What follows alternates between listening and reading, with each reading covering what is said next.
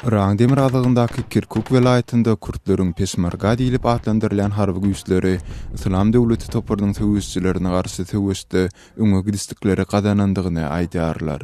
30 sentýabrda Kurt güýçleri Amerikanyň howa goldowunda geçirilen agyr töwüsden soň Dakuk şäheriniň golaýyndaky owalary eýelendigini belleýärler.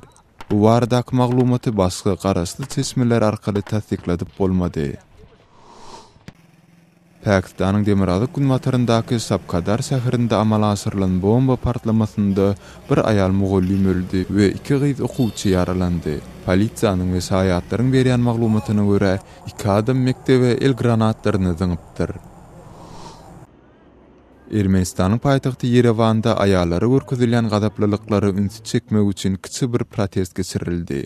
Ýürüýüş atnasan aýallar biz tyýlanmaly, ýenjilmeli däl diýen ýalysgarlar hem gaýyrdylar. Guramaçylar süýl Ermenistanda yerli gazaplylyk sebäpli 9 aýal masgalanyň ölendigini aýdýarlar.